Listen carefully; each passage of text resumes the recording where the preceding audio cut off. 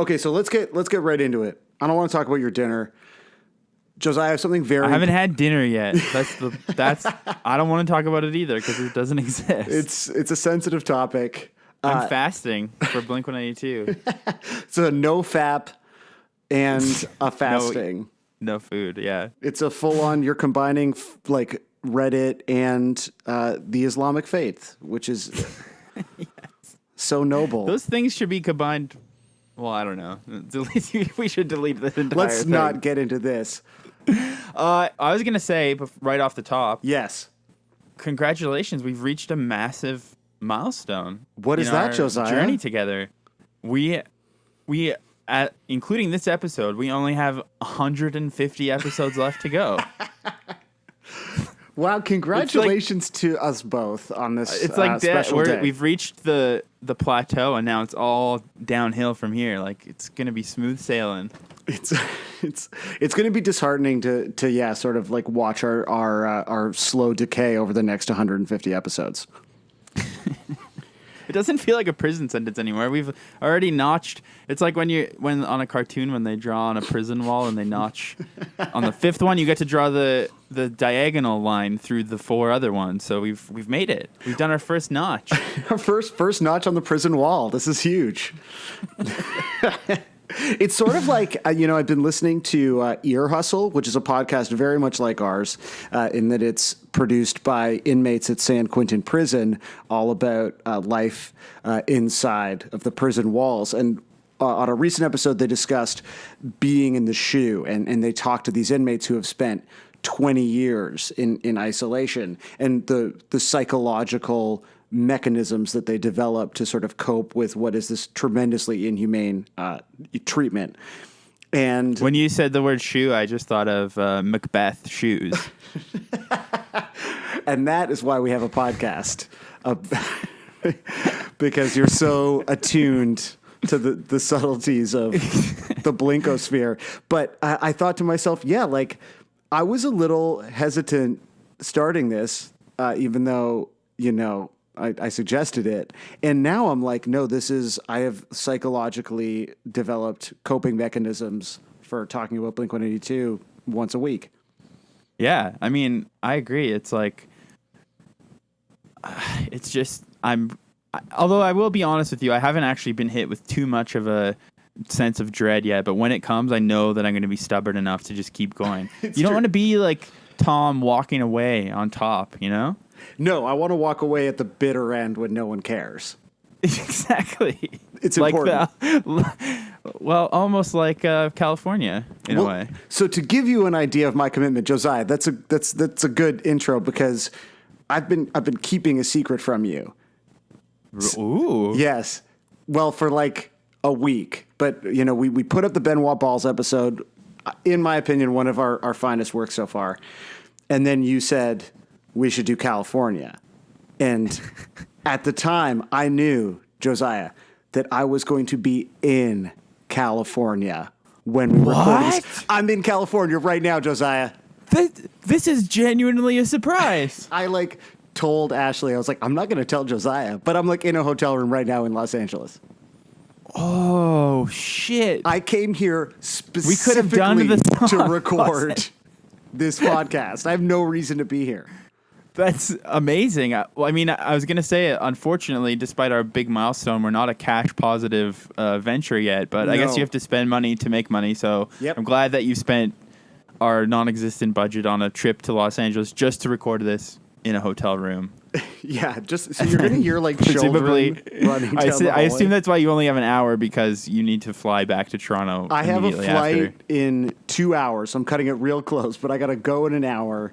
International too, or I know you got to it is international. I live in Canada, like you. You know this. I can't believe you did this. So did you have to declare that it was a business trip because you were going there for this podcast? Yeah. Well, I did have to explain the massive microphone in my bag. I'm literally here for 3 days, and I brought I have a USB mic, one of those blue kind of Yeti mics that you see on Amazon. So it has a base. It looks like one of those ribbon mics that you'd see on David Letterman's desk. And so I have like 3 shirts and this massive mic, and they pull my bag out of the security line. And without opening it, they were like, "What's in your bag?" And I was like, "Clothes." And they're like, "And?" I was like, "Oh, a microphone." They're like, "What's the circle?" I was like, "It's the microphone." They're like, "Why do you have it?" And I was like, "Because I have a Blink-182 podcast." Did you? And they were like, "Are you Blink-155?" And I was like, "Yeah." And they were like, "Oh!" And then the entire airport started cheering. It was triumphant. All of the people smuggling heroin in their butts, like, also joined hands with the cops searching them, and it was a moment of unity. It was like a Coca-Cola ad, but with way more butt heroin. Was it like a Kendall Jenner Pepsi ad? It was, yeah.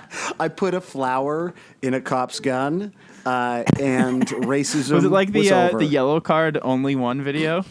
I honestly cannot remember the yellow card only one video. You went too deep Sam, there. Come Sorry, on. man. Sorry. It's not a yellow card podcast. They're playing their violin rock in the middle of a protest. It's beautiful. Yo, that guy had sick backflips, just to be real about yellow card for a second. That guy, like, truly looks alt-right as fuck. I feel like he even wears the polo shirt khaki outfit. Yeah, the buddy from yellow card is a proud boy. You heard it here first. Okay, I think that we're way off top. There is nothing punk or protesty or that's something I want to talk about once we get into it. But so before we get into it completely, yes. How do you feel about being in California? Like, do you feel like you're in the latest Blink album right now? Are you getting some feelings of some na-na-nas or whoa-whoa-who's or any of those feelings? I feel like I'm inside of John Feldmann right now. Like I've just wormed my way up through his sphincter, and I've just like in his body like like some sort of Hellraiser Cenobite. Is it black and white checkered up there? Yes, everything's black and white checkered. I got off the plane. They handed me a set of Vans. It was great. No, so I did. I literally got off the plane, got my rental car, and put on California by Blink-182, the band that this podcast is about. And like was cruising, was like, this is sick. And I honestly, wait. When you say you put on California, and this is the problem I already had while I was reading up for this episode. Mm-hmm. There's no way to distinguish between the song and the name when you're Googling. Well, and when we talk about it too, so I'm just curious, when you got in that sweet rental. Yes. And it's a Kia. I would like to make sure that you walked around the vehicle and checked for any dings and scratches before you signed the little. I'm an extremely anxious guy. You know that I walked around like 3 fucking times, dude. Okay, good. Okay, good. No dings. So, no dings.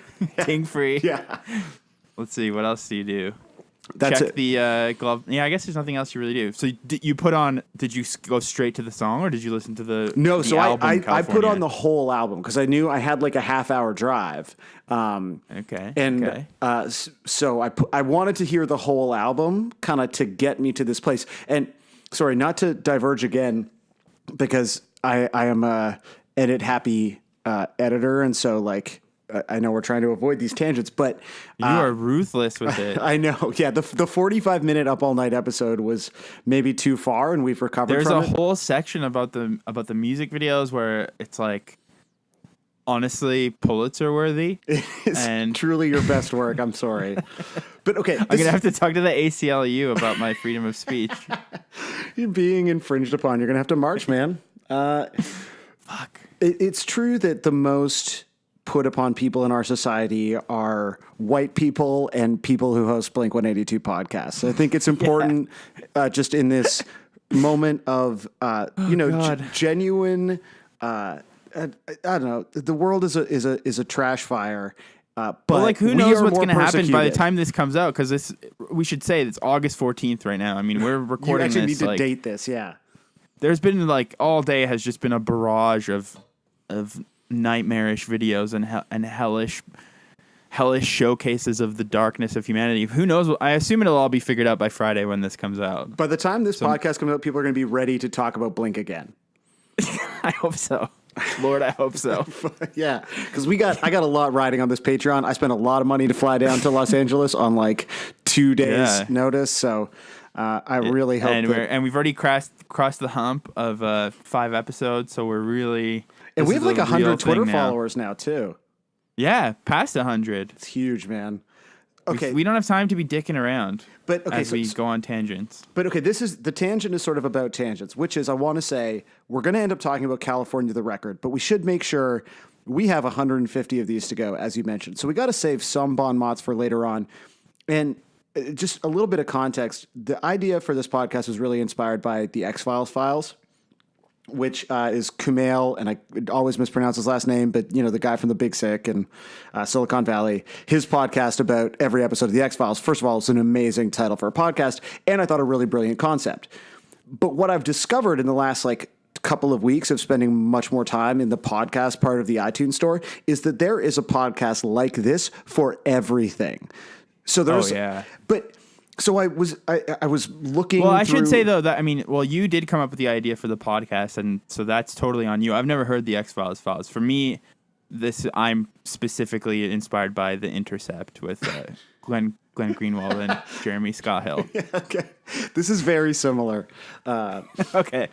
So that's good. So we covered that off, but I was looking at popular podcasts and other categories, and I was like, there's like a Friends podcast, and it's called Best of Friends, and it's like the cover's like two people with umbrellas, and every episode is about every episode of Friends. And I looked at it and I thought, who the fuck would do this? Well, actually, you mentioned our followers on Twitter, and we got followed by, and honestly, no disrespect, but we got followed by a podcast that's like they review every holiday movie they can find. That's something. Actually a funny idea.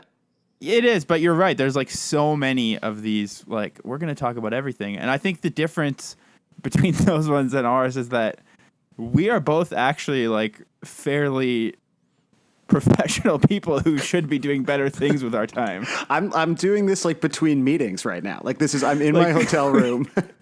We both have a lot of things we should be doing instead. Yeah, you should be getting food for your family right now. You're honestly absconding from your duties as a husband. Okay, so the Friends story though is that all of these episodes, I'm looking at this podcast, I'm like, these people are losers. Every episode is like 90 minutes at least, and I'm like, that's why I edit this podcast, because the idea of seeing a podcast about a Blink-182 song that's an hour and a half seems crazy to me, but somehow an hour is totally reasonable, even though a Friends episode is half an hour. So there's hypothetically more to talk about, and a Blink song is like maybe 3 or 4 minutes if it's Benoit Balls. But I developed this like serious, just hate on, and really felt like I was very better than all these Friends podcasters. Right. So, even though you apparently have used the Friends naming convention in our podcast episode descriptions, I've noticed. I know, but you know what? I always thought that was a funny thing about Friends. That is a funny thing about Friends. You know what's not funny about Friends? All the homophobia. Everything else. Yeah, it's the show did not age well, I gotta say. Unlike Blink-182. Oh, who have aged so perfectly into today with California. Beige little boxes in a row.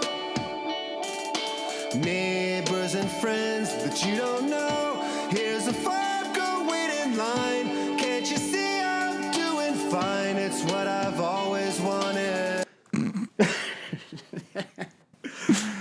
It's not fair that you get to pick when we segue. So, I mean, I don't know. The segue might come earlier because that was pretty good. It was 13 minutes of lead up, but it was good. Yeah, for sure. I was gonna say though, with all the ruthless editing, I would like the songs of like Built This Pool and stuff. Those ones should be like 2 hours long. Built This Pool and Bohemian Rhapsody and all that stuff. Like those should be like monster like 6-hour live streams that we do. Yeah. Twitch. Oh, we should totally Twitch. I don't know how that shit works. So you suggested this song because you thought that we should finally do a song that we both hated. And that wasn't fair of me because I just assumed that you hated it. Yeah. So I'm sorry. Because I am embarrassed to admit you are wrong. And I was afraid that it might come to this. Of course. But first, let's start with unless you want me to go and talk about how bad it is.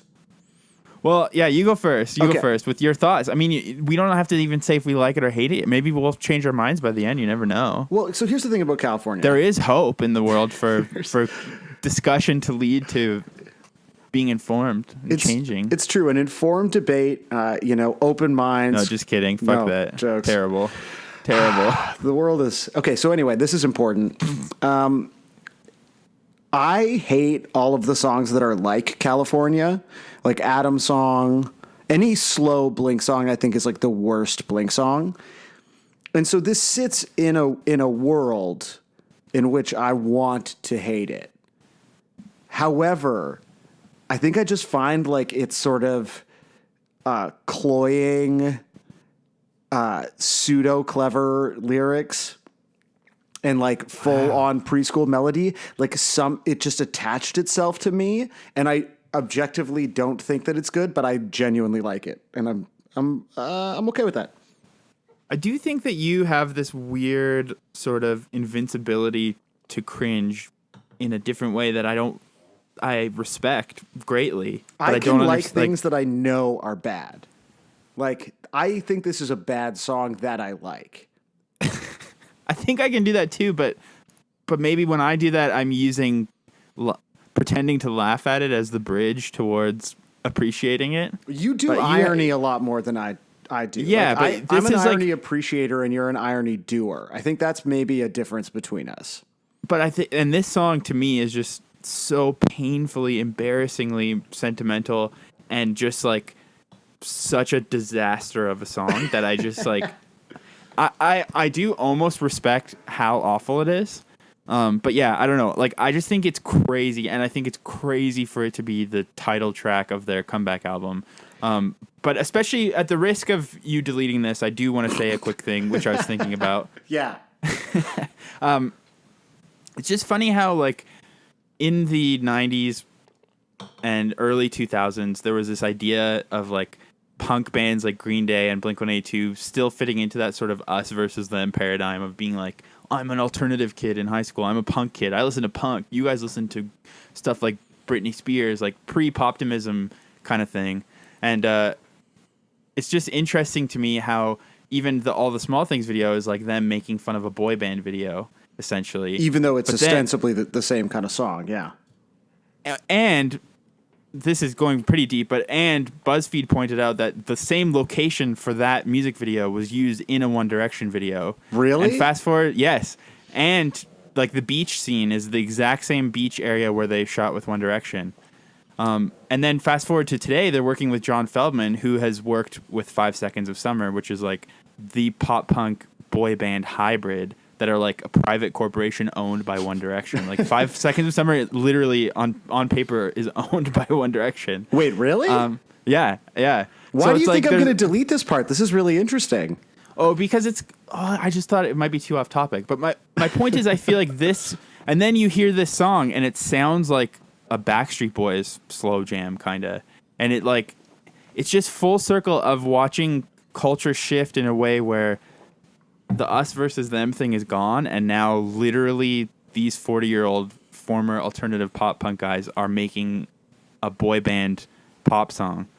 And adding to my theory, we can talk about this later or now, but they actually have a fifth co-writer on this song, this guy Martin Johnson. He's written songs for Hot Chell Ray, Avril Lavigne, Yes. Daughtry, Jason Derulo. All the best people.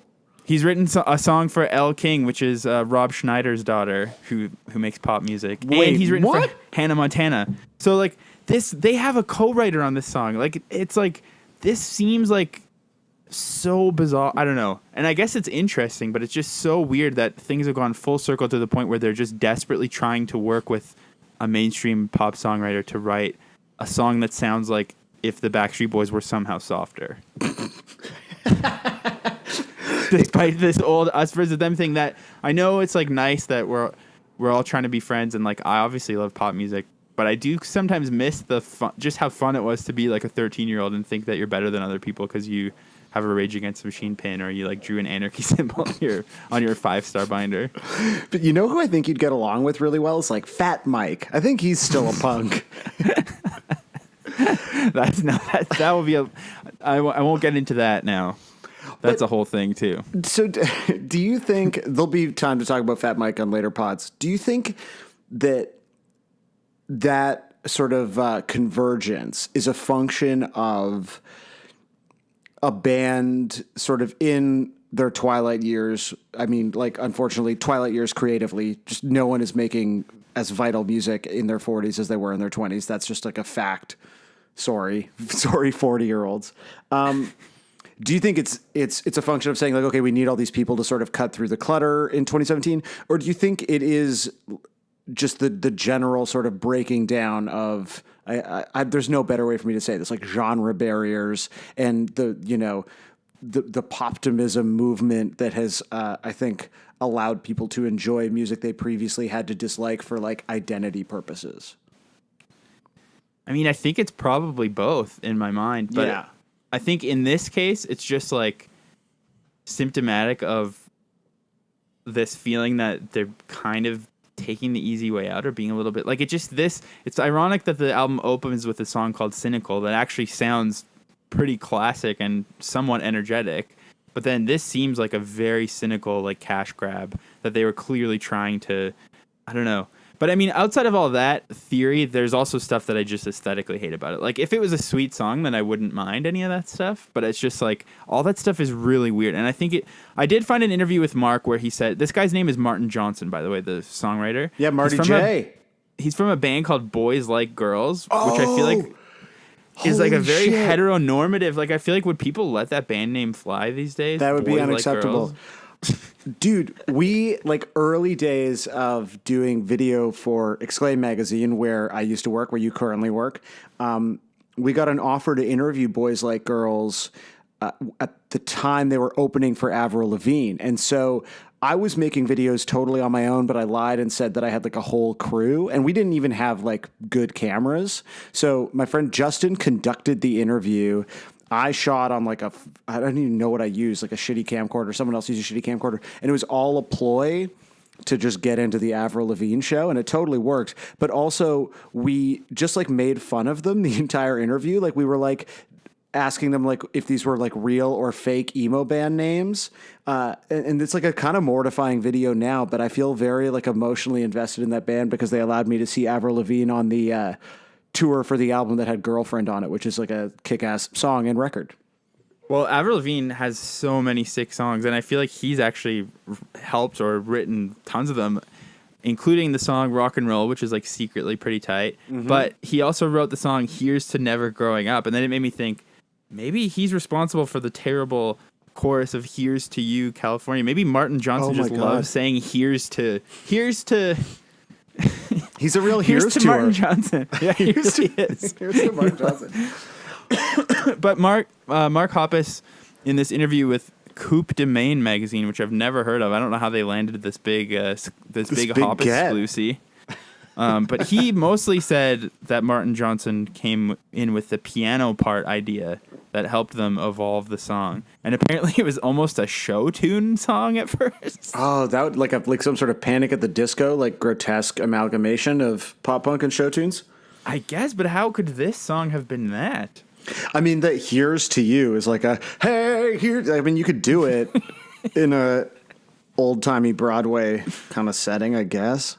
So maybe, according to Mark, this fucking guy who wrote songs with Rob Schneider's musical daughter, actually just contributed one piano part. But I mean, God, I don't know. I don't know what to say about all this. It's just it makes me feel weird.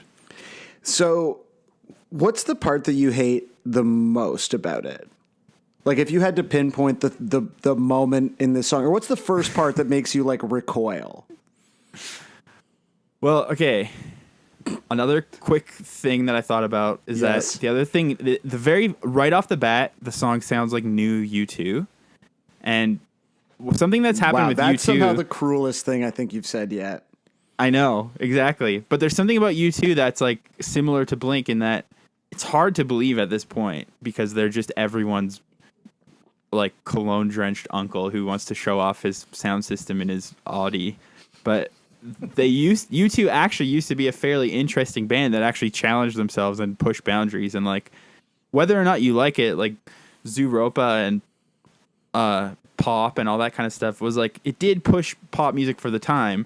But then it like they would just went away for a while. And then when they came back, they sort of just wanted to like play it down the middle and just sort of become this like almost U2 tribute band. So their newer albums are like just like regular soft pop songs. And I feel like that's kind of like what Blink-182 is doing here as well too, is like they're like, we can't really they've kind of explicitly hinted at this, I've learned on Reddit. They're like, we can't really keep trying to push boundaries. Like Neighborhood's totally flopped. So we're just going to do like a Blink-182 record that's for everyone and everyone can like it. So sort of that narrative mixed with how it sounds like U2 right off the bat, I'm already like, oh. But did you like any of the other Blink slow songs? Because as much as this feels like this like kind of grotesque aberration, it does remind me of some of their popular like low key, not really punk songs. Well, I never like openly hated any of them too much. So, is this your most hated Blink-182 song? I think it honestly might be. Well, actually, and then I revisited Neighborhoods and found that song where Mark takes acid, and that one is worse. But other than that, this is probably my most hated. Do you think this is worse than Love is Dangerous? I honestly think it might be. Oh my god! Because Love is Dangerous, was just Tom with his ego trying to be powerful, and this one is like 5 people are responsible for this. There's a lot of names like that sort of need to step up and take responsibility. I feel like John Feldmann wrote this whole record.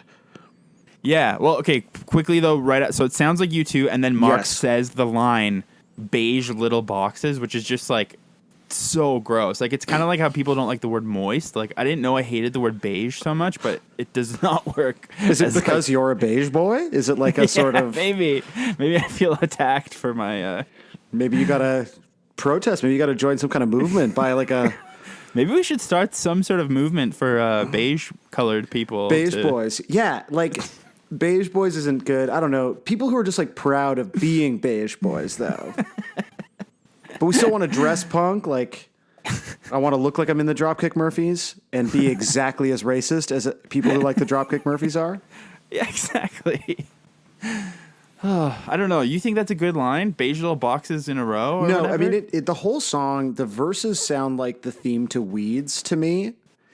And they're also the same thematically, where it's like this song about suburbia, but that, they're like little boxes on the hillside, which is like this like playful, fun television theme. To me, this song is like the 2017 Blink quote unquote pop punk, but like basically just pop rock version of the Weeds theme. And I always liked it, like they would have different artists perform the Weeds theme, like it's Death Cab for Cutie. It's it was always Death Cab for Cutie. So it'd be like they had different artists. Literally just Death Cab for Cutie every time. Yeah, just different lineups. They got rid of Dishwalla or whatever his name is. Yeah, counting blue cars like took a knee. And have you ever seen the Death Cab for Cutie documentary?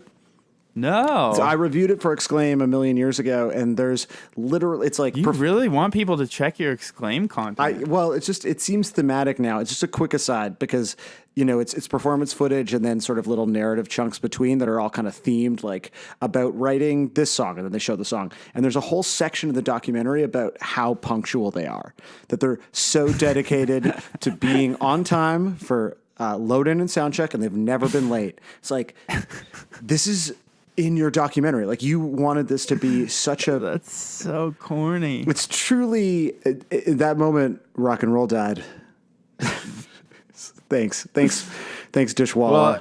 Well, I will say that there's a really, like, we've been talking about all the shit going on in America, and I don't know if you know who Eric Garland is, but he's like this really corny lame-o. I unfortunately do know who Eric Garland is. Democrat guy, and Sarah had seen everyone talking about him, but she hadn't really seen the full depth of his lameness. So I showed her some of his bass playing instruction videos. And there's a whole 5-minute video about how you'll get more gigs if you show up half an hour before it starts. Because even if you're the best bass player in the world, if you're not on time, then I don't know why that's something to brag about.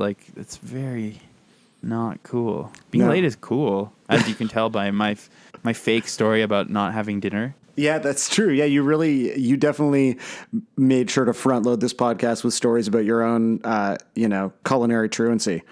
I think I have heard 2 dinners arrive now. I feel like I could hear food sounds happening in the background. There's at least, I think there's 2 dinners here. Yes. So what do you got? What are the 2 different dinners? Turned around. That's none of your business. Oh, sorry, man. So I like the kind of goofy, I can hear the dinner, man. It's making me hungry. I like the sort of playful, not punk at all song, but like the wearing all black on the beach. I don't know. I think it's funny. That's the thing. Like, that's another thing that really bothers me is I'm so confused about what they're trying to do lyrically. Like, because, okay, we've been talking about Feldy and how you think he wrote this song. I think he wrote the whole record. Yeah. There's this interview with him on Fuse by Maria Sherman, who's a leading pop punk scholar of the day. Also, sorry, do you call him Feldy? That's what. Yeah, they call him Feldy on here. That's what people call him. Oh, so that's not just like your own. You're not being overly familiar. No, I didn't invent that. I didn't. No, I don't. I don't really have. I don't think I would be on a nickname basis with him. I don't think I love him that much. Did you fuck with Goldfinger? Yeah, I did. Like that one. Well, obviously Tony Hawk, big deal. But that whole album that had Mabel on it with like was that girl underwater on the cover? Or something? Like that whole album I remember really liking. Even Here though it in was Your pretty Bedroom. ska. Yeah, it's pretty ska. But like Mabel, that's like Mabel's I don't tight. know. And then I actually did get a promo of the new Goldfinger, and they like offered for me to interview him. And then I listened to it, and I was like, okay, I found my limit of what I can do. You know what, though? Like, I listened to the new Goldfinger, and it sounds like this record, but with ska parts. Like, yeah, that's it sounds exactly it's the same. Because Travis drums on it, and I do love that Mike Herrera from MXPX, my true in my heart favorite pop punk band, probably. He's in Goldfinger now. Oh, it's amazing. So it's all coming together. What happened to Darren's coconut ass? I don't know. Wait, didn't one of them become like a sports blogger or something? What? I think one of them is like a MLB blogger. Good for them. Yeah, they've really gone places.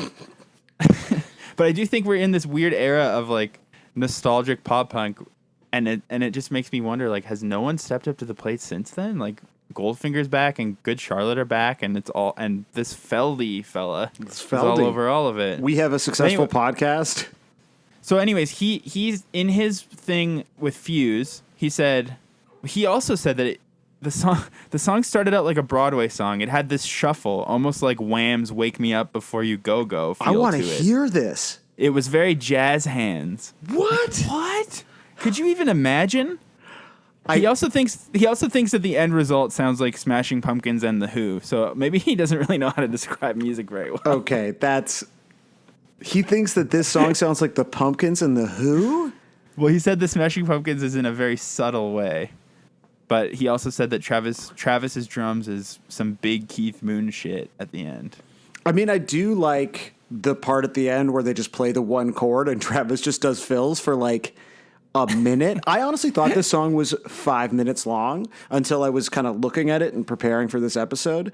And it's like 2 minutes, and the last minute is just one note and a fill, right? It feels like it's probably 15 minutes long. Like, it's so long. It feels like a Dream Theater song. To get to your comment about the lyrics, so I wanted to talk to you about that because in this interview, Feldy says, "We all liked the idea of writing a song about our state, where we live and love. To me, it's the most beautiful place in the world. The song was us giving credit to how lucky we are to have lived here and grown up here, raising families here, the whole thing."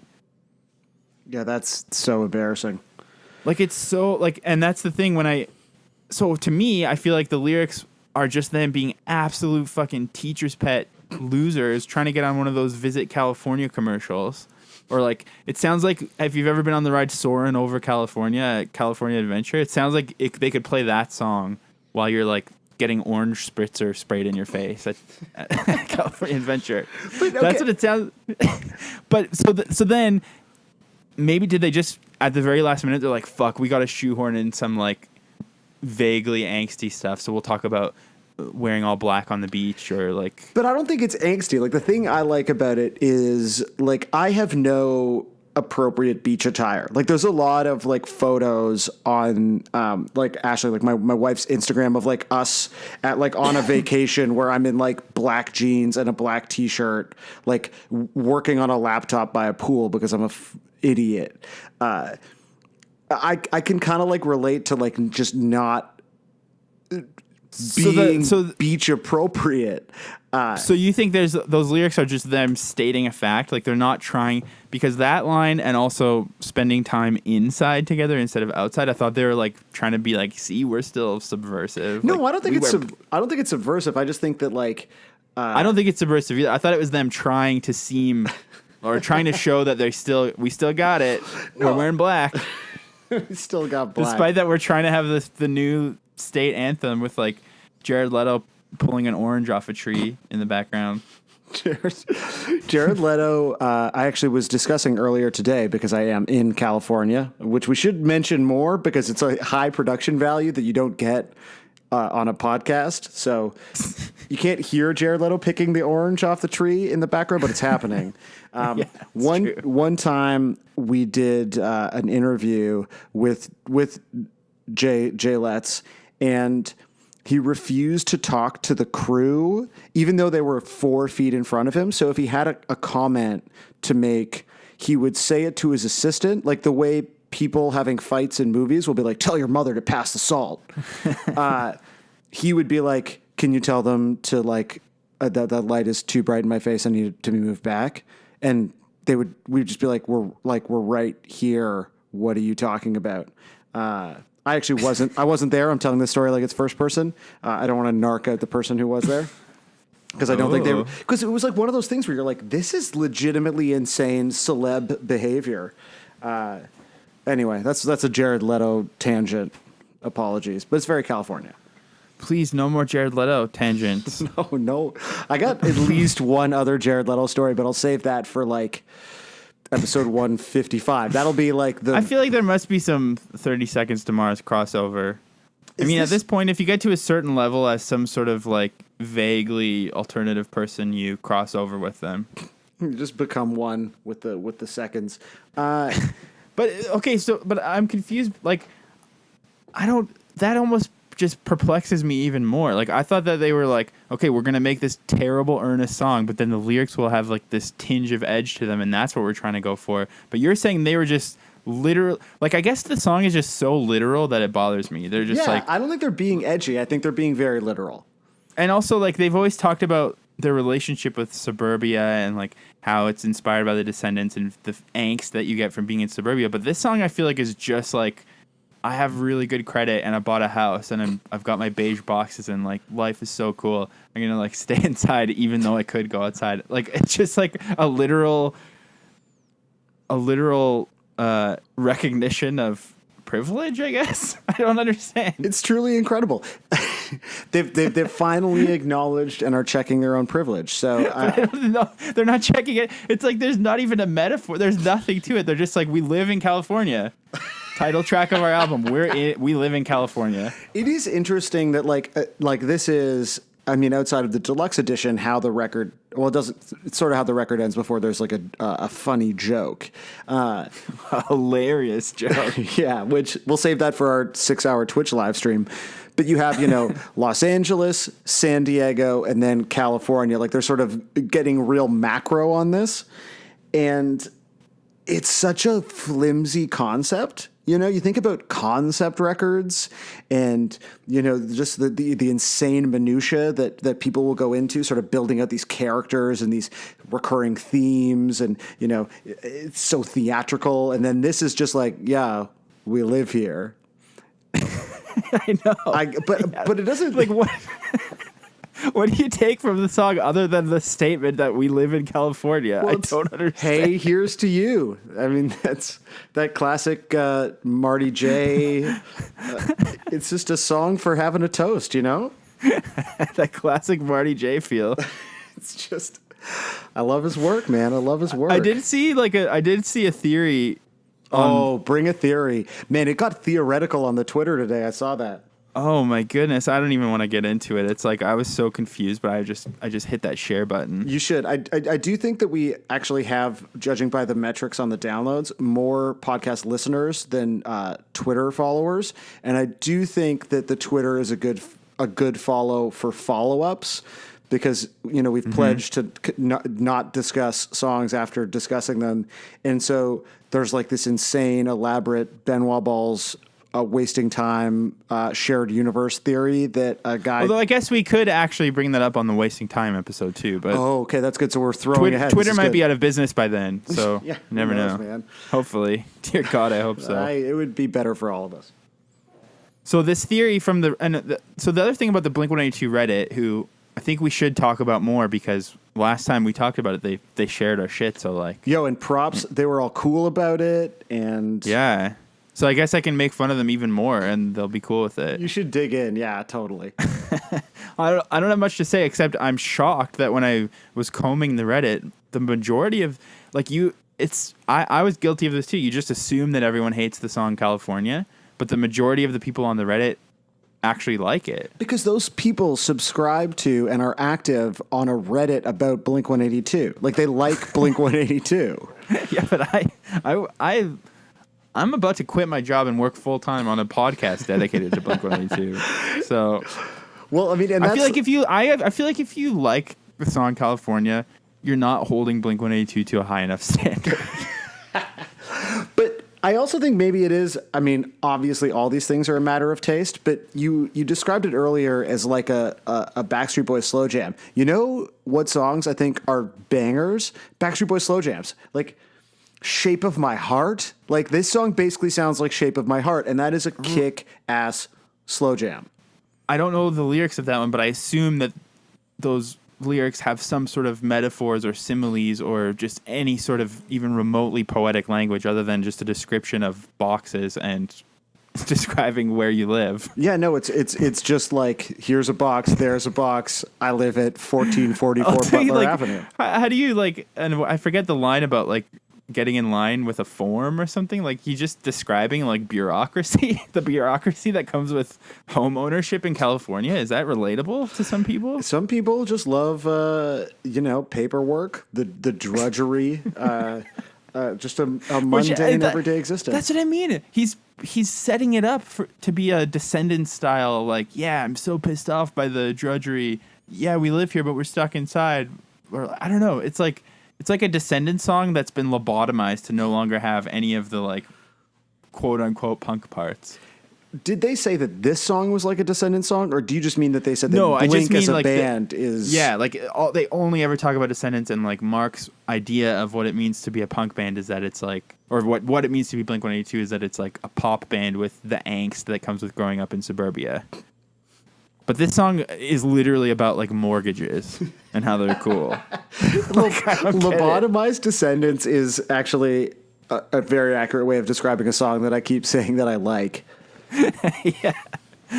But anyways, so someone on Reddit, username Justin Gittleman Music, he has said that he thinks, like you said, it's a trilogy with San Diego and Los Angeles. I don't know why there's no song about like Concord, California. Yeah, or Walnut Grove, or like Sacramento. What Sacramento? Yeah, even something like that.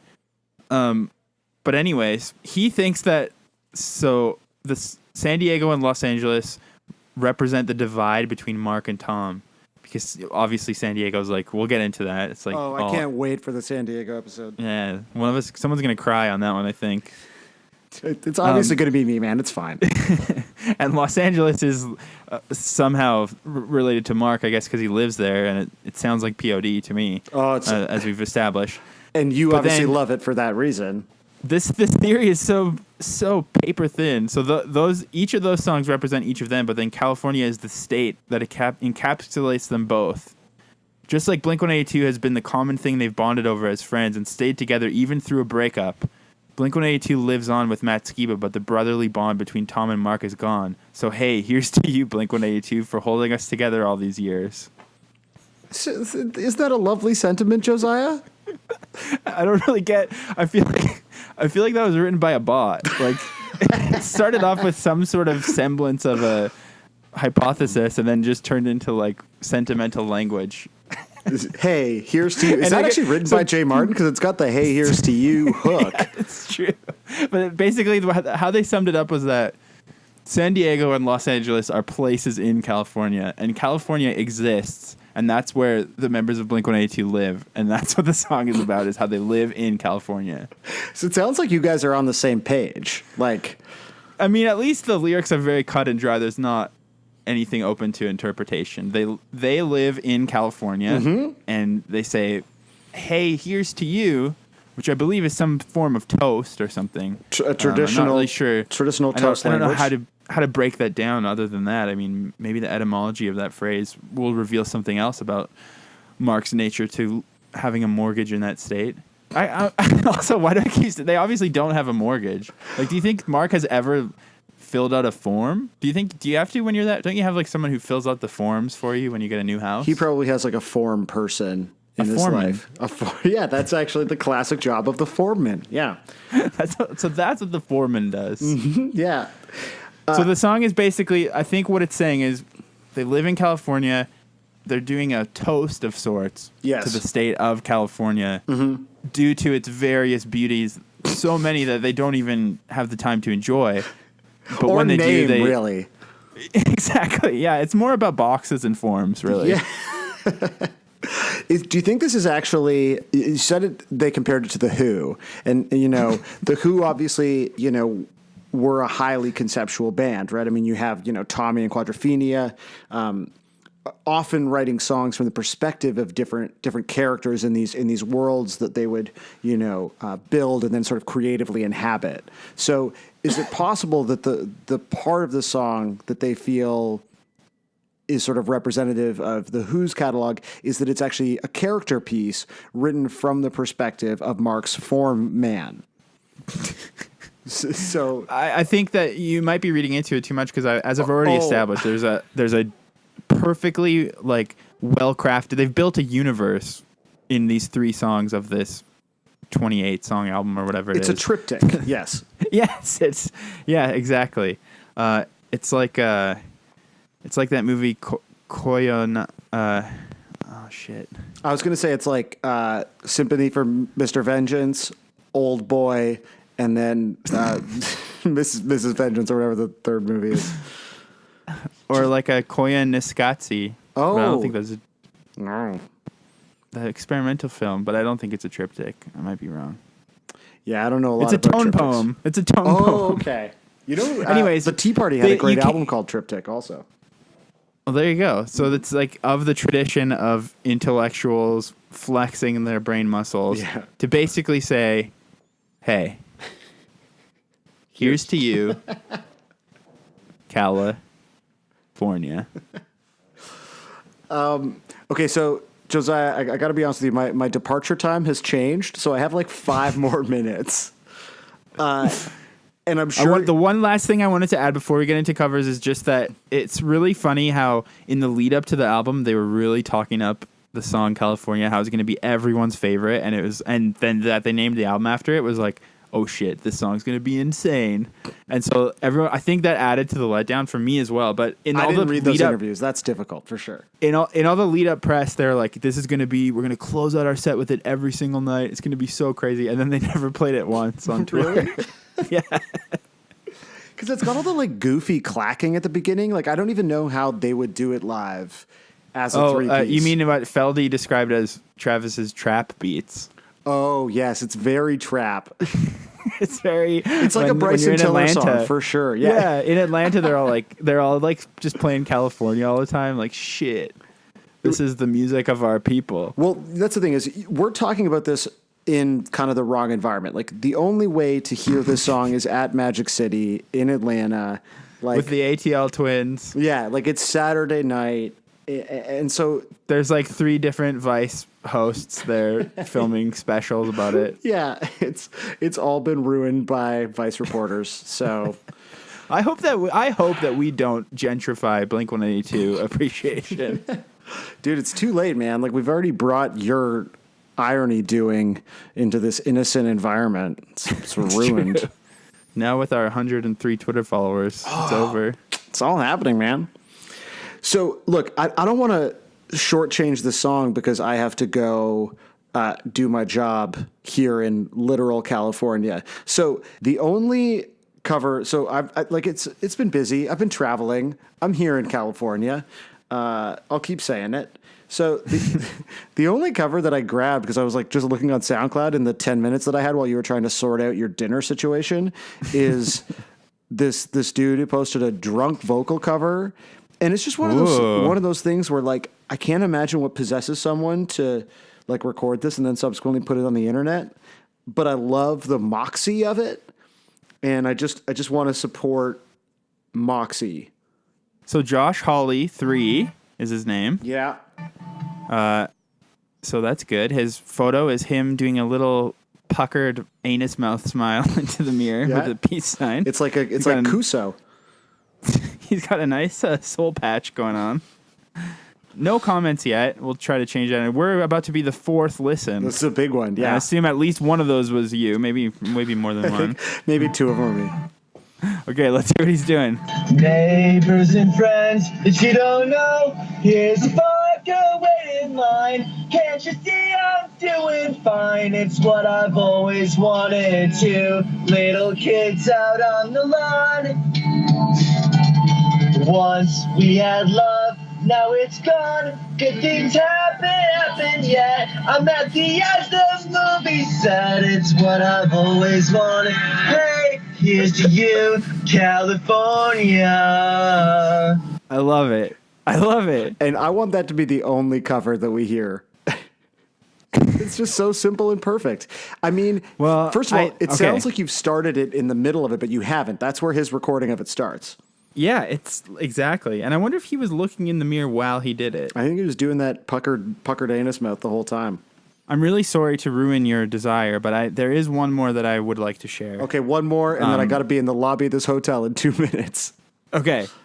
So this is proof that it's like a actual boy band song. Sick. This is Belly Basarte. I'm sorry if I'm pronouncing your name wrong, as I'm about to eviscerate what you've done.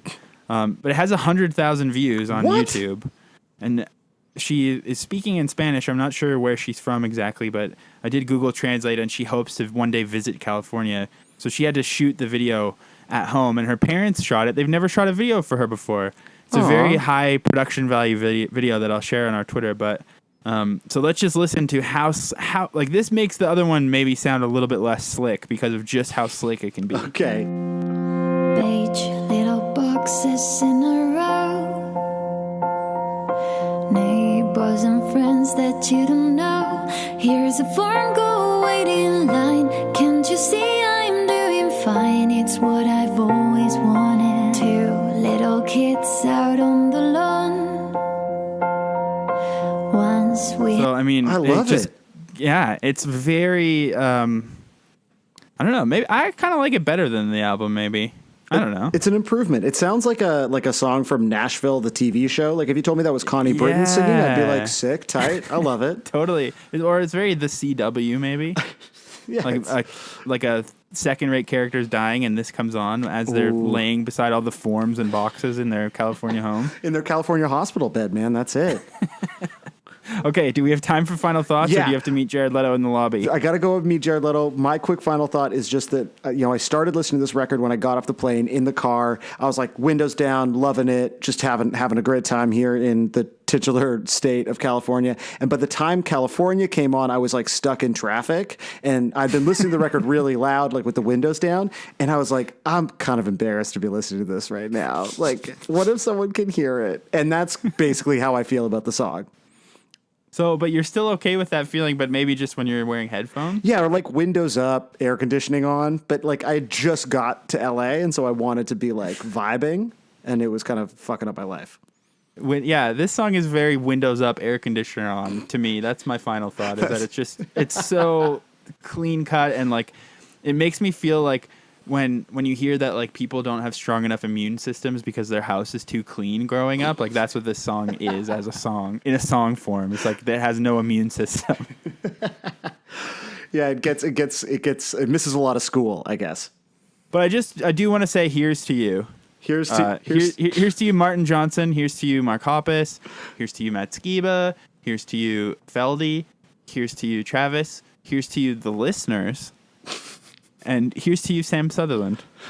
Thanks, man. Neighbors and friends that you don't know, here's a vodka waiting in line. Can't you see I'm doing fine? It's what I've always wanted.